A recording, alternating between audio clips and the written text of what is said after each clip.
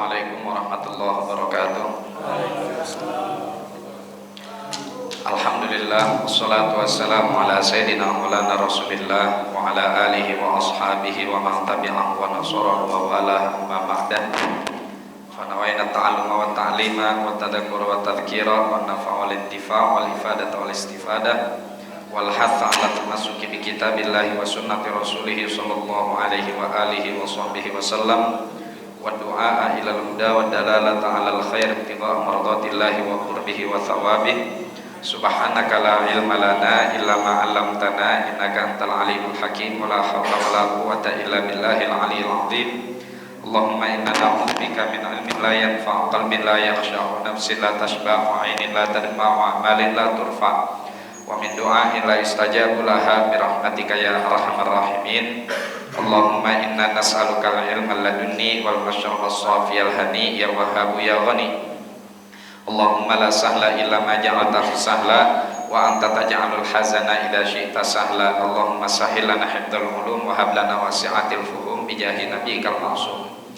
Jamaah kaum muslimin wal muslimat rahimakumullah. Insyaallah alhamdulillah malam hari ini penuh dengan keberkahan, penuh dengan kemuliaan. Salat maghrib berjamaah, i'tikaf di masjid, isya berjamaah, ngaji syama'il Muhammadiyah. Habis itu perayaan Maulid Nabi. Ini saya yakin jamaah as-salam kifahan pulang pada jadi wali semua ini. Minimal wali santri atau wali murid. Sebelum kita menghadiri acara peringatan Maulid Nabi Sallallahu Alaihi Wasallam, kita isi terlebih dahulu pengajian rutin kita pada kitab Asy-Syama'il Muhammadiyah, tabarrukan, mengambil berkah dari bulan ini. Ya, karena memang ini bulannya bulan Nabi Muhammad Sallallahu Alaihi Wasallam, dan ini alhamdulillah, masya Allah, yang hadir nih rekor ini, pecah rekor ini. Ya, alhamdulillah. Baik, qala musannif rahimahullahu taala wa nafa'ana bihi wa bi ulumihi wa bi ulumi sairis sholihin wa radhiyallahu anhum wa nabihim ila amgal. Wal malahimu hiya al-qurub. Nama Nabi yang selanjutnya adalah Malahim. Jadi Rasulullah punya beberapa nama, ada Muqaffa, ada Ahmad, ada Muhammad. Kemudian disebutkan juga sebagaimana di dalam riwayat dari Sayyidina Hudzaifah Ibnul Yaman radhiyallahu taala anhu wa ardhah, Nabi sallallahu alaihi wasallam menamai dirinya sebagai Nabiul Malahim. Apa arti Malahim? Arti Malahim adalah al-qurub, peperangan. Nabi ini doyan perang apa bagaimana?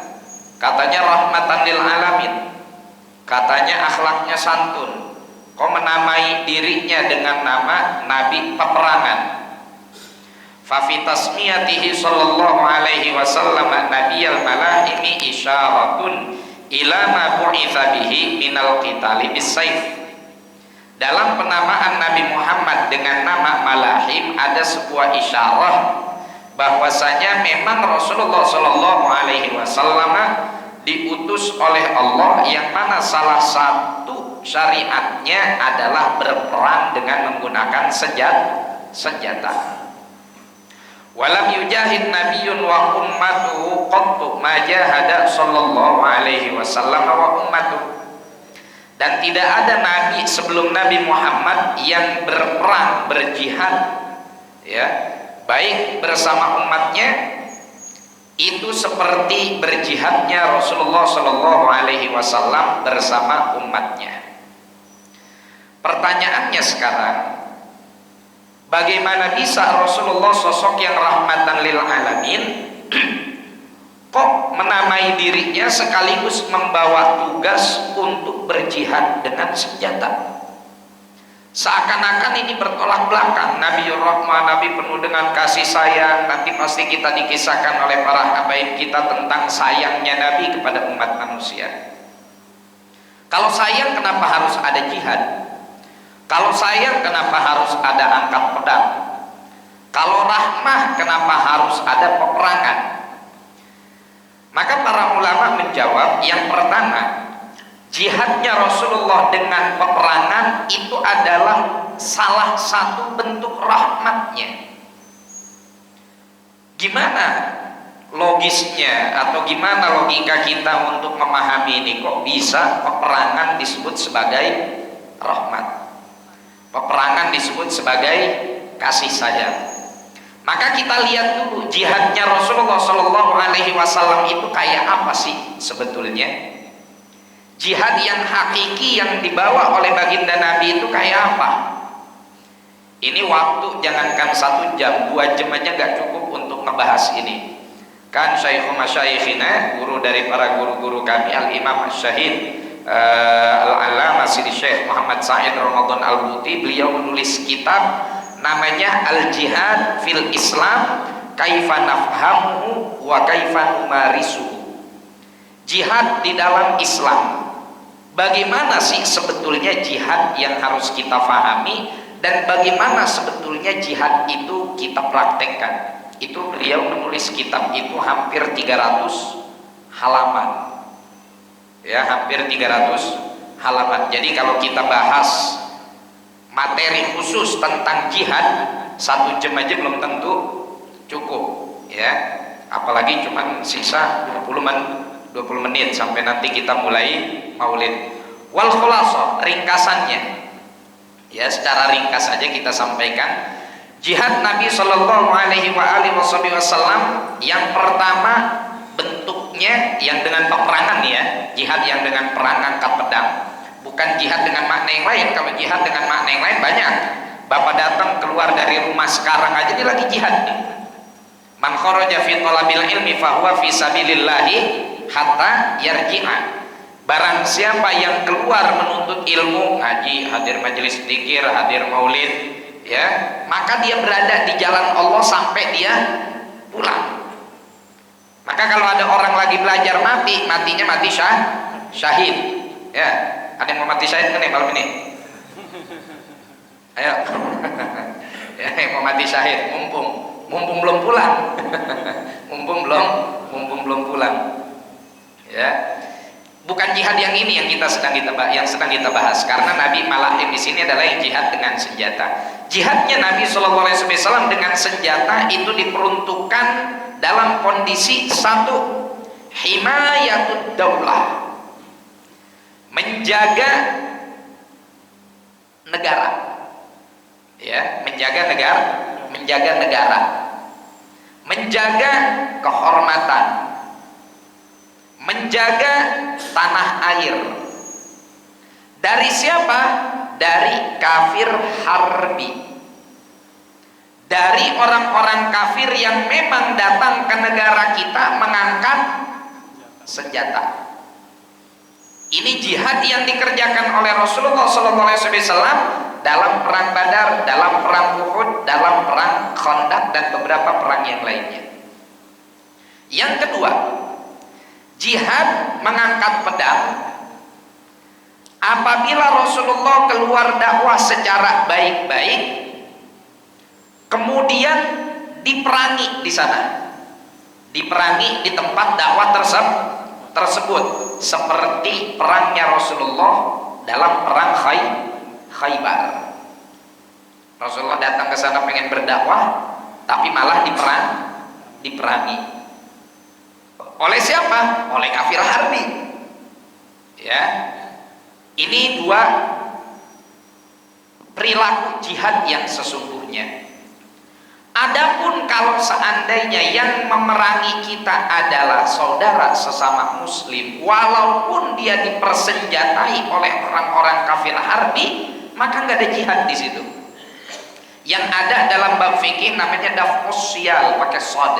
Daf'us syiyal itu apa? Daf'us syiyal itu adalah kita mempertahankan darah kita, mempertahankan nyawa kita apabila berada dalam ancaman keselamatan dengan cara al-akhaf fal-akhaf, dengan cara kita melakukan runutan pembelaan diri dari yang paling ringan. Ya, saat keburu mati, lebih baik kita mati dibunuh oleh orang ketimbang kita kemudian mendapatkan syubhat sebagai yang terbunuh. Karena dulu Habil diancam sama saudaranya, siapa namanya? Qabil. Ya, Sayyidina Habil kan yang beriman tuh, yang sedekahnya diterima, diancam oleh siapa? Kalau bahasa terjemahan parung koretnya, Bang Kubil. Bukan Kobil, Bang Kubil. Ya, itu Sayyidina Habil diancam kan, mau dibunuh. Apa kata Habil? La in tasatta ilayya yadaka litaqtulani ma ana bibasiti yadiya liaqtulak. Kalaupun engkau menodongkan senjatamu kepadaku, maka aku tidak akan pernah menodongkan senjata kepadamu. Ya, artinya saya lebih baik terbunuh daripada darah ente mengalir gara-gara saya. Padahal ini kufurnya udah jelas si Qabil. Ya. Wa Nabi sallallahu alaihi wasallam pernah bersabda, "Idzal taqal muslimani faqtatala fal qatil wal maqtul finnar." Atau kama qala, apabila dua orang muslim bertemu lalu main bunuh-bunuhan, ya, maka yang membunuh ataupun yang terbunuh dua-duanya masuk neraka. Sahabat tanya, "Ya Rasulullah, hadzal qatil, fama balul maqtul?" Ini yang membunuh wajar masuk neraka, emang dia pelaku pembunuhan. Terus yang terbunuh apa salahnya dia masuk neraka? Kata baginda Nabi, "Li'annahu kana harisan ala qatli akhi." Karena yang terbunuh juga sebetulnya dia juga berusaha untuk membunuh saudaranya. Jadi kalau kepada sesama muslim kita dianjurkan untuk lebih baik mengalah. Ya. Kalaupun kita mempertahankan diri itu tadi dengan cara al-akhaf al-akhaf, seperti kita lari atau teriak minta tolong, ya. Kalau sudah mendesak, kita diperbolehkan untuk memberikan perlawanan. Dengan catatan memang kita yang betul-betul berada dalam ancaman. Tapi kalau tiba-tiba sekonyong-konyong, ayo kita jihad fisabilillah, ayo kita angkat senjata lawan kezoliman. Baik, kezoliman betul harus kita lawan, tapi siapa nih yang berbuat zalim? Yang berbuat zalim muslim. Apakah harus kita bunuh? Enggak boleh. Enggak boleh. Enggak boleh. Lah kan dia udah berbuat zalim, serahkan kezolimannya biar Allah yang ngidam.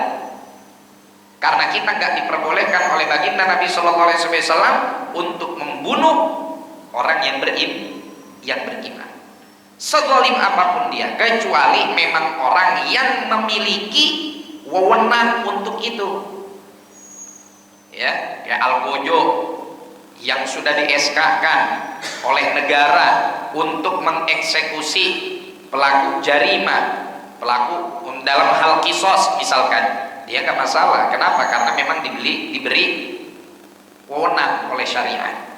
Tapi kalau kita tiba-tiba di dalam negara yang seperti ini, seperti yang terjadi di beberapa negara di Arab, itu bukan jihad, itu jahat.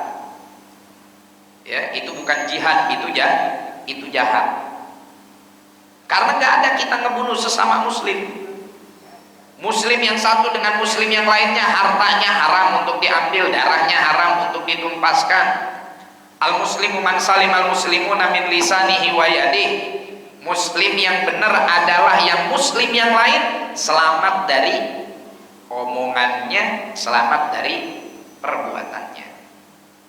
Jadi tidak ada kita jihad melawan sesama muslim. Nah, yang terjadi ketika ada di sebuah tempat di mana muslim dengan muslim yang lain saling berperang dengan dalih agama, ini sebetulnya semua berangkat dari ideologi takfiri, ideologi yang mana ideologi tersebut pertama kali tumbuh di kalangan kaum Khawarij, orang-orang yang tadinya setia kepada Sayyidina Ali dalam permasalahan politik dengan Sayyidina Muawiyah. Lalu Sayyidina Ali menerima permintaan damai Sayyidina Muawiyah melalui juru bicaranya Sayyidina Abu Musa al-Ash'ari. Lalu mereka kecewa dengan keputusan Sayyidina Ali menerima permintaan damai Sayyidina Muawiyah. Memang kekecewaan mereka sebetulnya dilatar belakangi dengan alasan yang kuat, karena ini pasti nanti bakal dibohongin. Ngomong doang awalnya pengen bersatu, tapi ujung-ujungnya menggulingkan juga. Tapi Sayyidina Ali lebih melihat kepada kemaslahatan agar tidak lagi terjadi perpecahan. Silakan masalah politik, mau jabatan, mau ente ambil silakan. Kesaksian Nabi bahwa Khilafah Rasyidah adalah salah satunya dengan saya dan putra saya Hasan, udah kelar. Dapat saya syahadat tersebut. Nah udah, akhirnya kecewa dengan perilaku Sayyidina Ali, orang-orang ini membelot dari pasukan Sayyidina Ali, dinamakan sebagai Khawarij, orang yang keluar. Apa ideologi yang tertanam di benak mereka? Ideologi yang tertanam di benak mereka adalah bahwa pelaku dosa besar adalah kafir.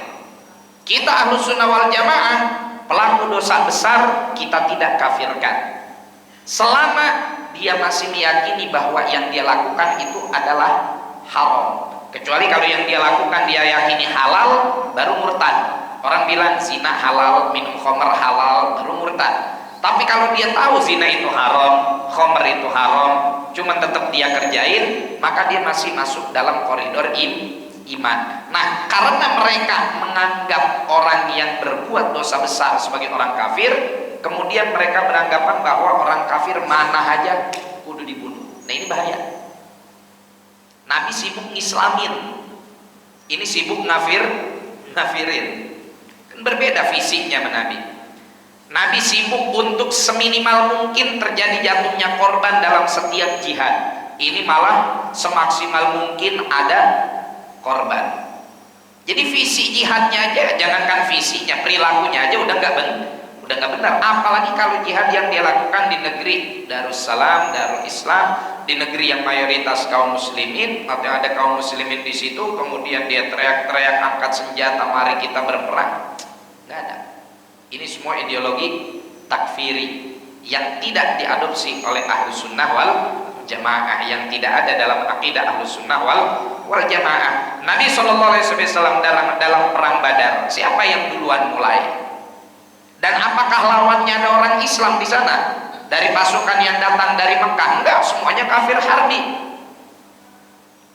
Dan bahkan dalam banyak peperangan Rasulullah SAW, kalau ada orang yang ngaku beriman meskipun hanya sekedar nyari aman, nggak boleh dibunuh.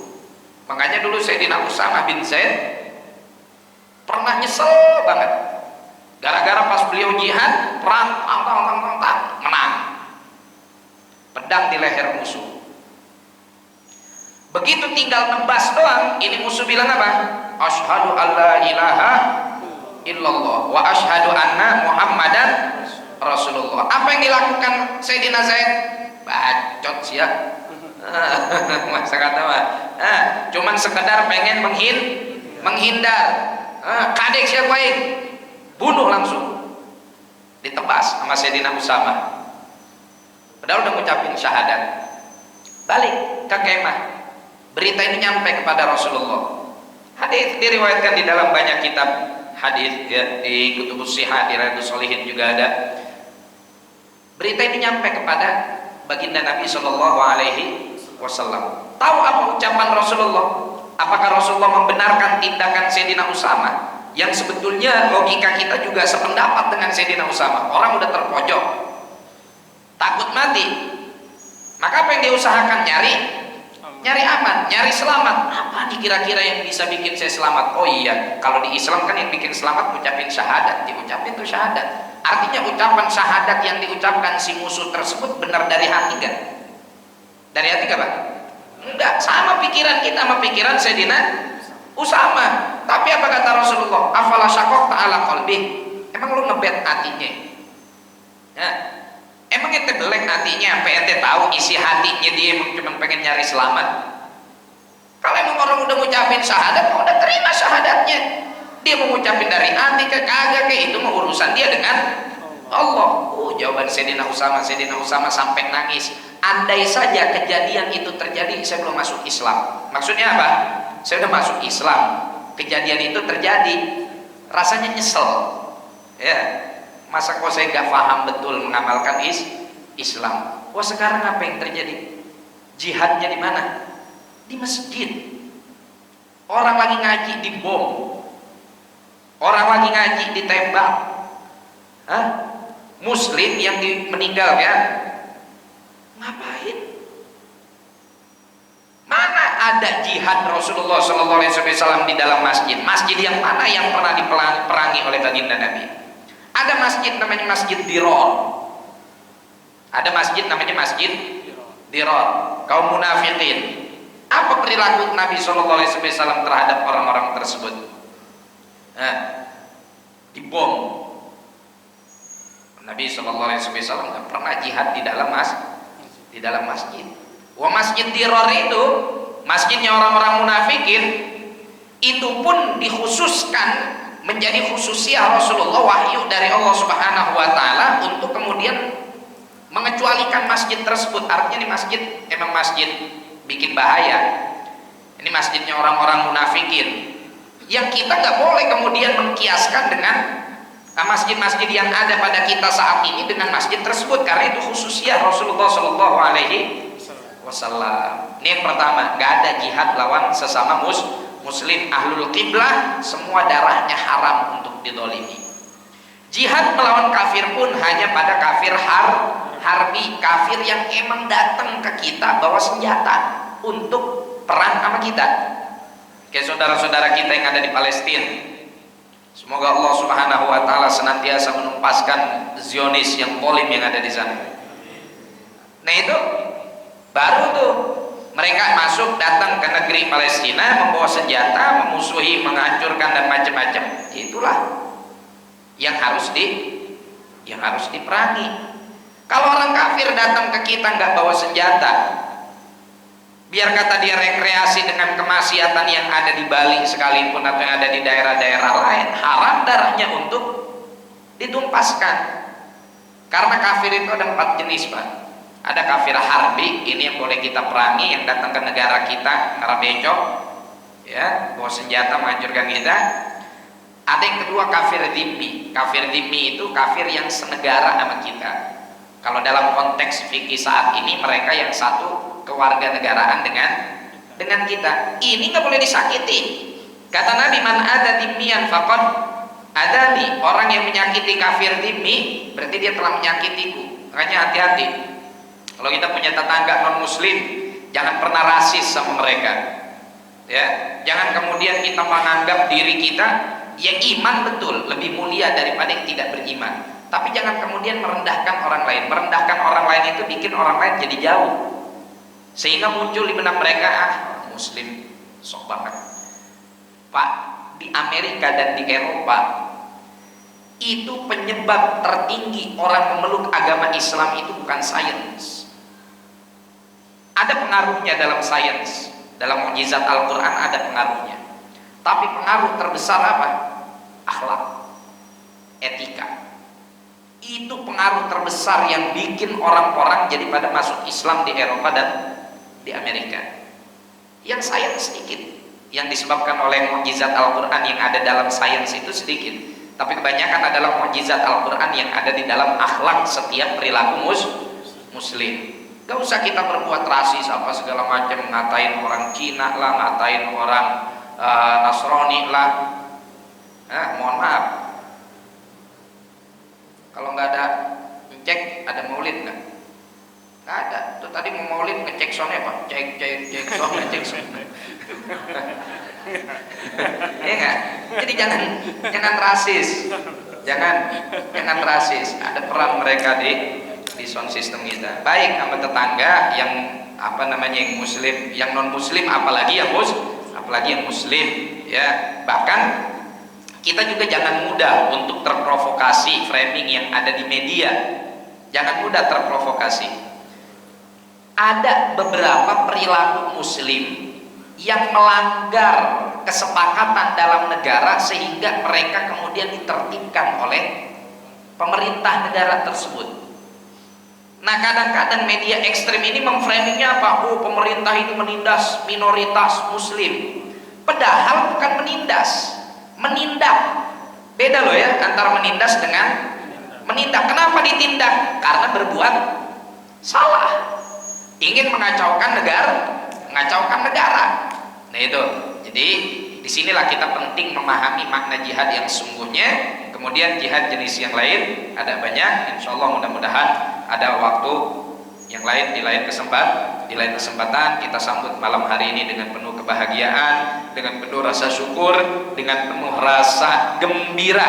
Qul, kata Allah dalam Al-Quran, qul bifadlillahi wa birahmatihi fabidzalika falyafrahu huwa khairun mimma yajma'un.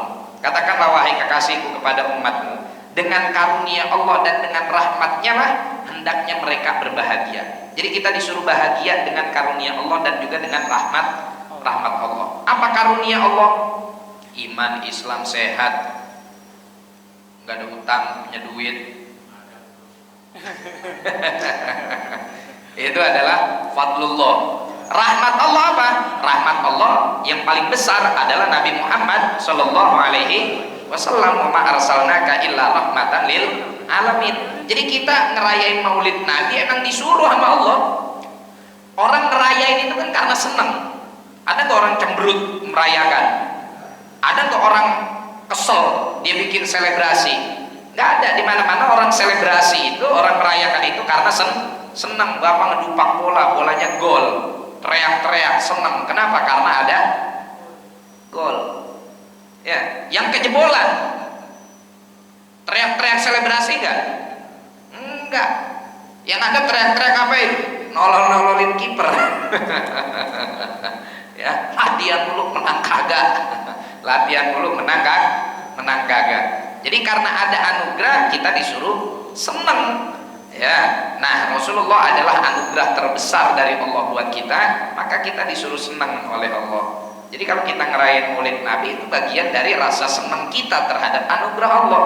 Ya, maka nggak masuk akal kalau dibid'ahin, diharamin, apalagi dikafirin. Gimana kita bid'ah, gimana kita haram, orang kita ngerayain Maulid Nabi sebagai bentuk bahagia kita kepada Rasulullah kok. Bahagia disuruh sama Allah, ngerayain disuruh sama Allah. Dalam Al-Quran, qul bifadlillahi wa birahmatihi fabidzalika fal yafrahu, bahagia. Nah, makanya malam hari ini jangan ada yang cemberut, jangan ada yang merengut, semuanya bahagia terhadap baginda Nabi Muhammad sallallahu alaihi wasallam. Urusan kreditan belum kebayar, urusan udah pada jatuh tempo, token listrik udah bunyi belum kebayar, udah senang aja dulu. Insya Allah ntar selesai Maulid, begitu pulang bisa. Bisa bayar. Iya, pulang bisa.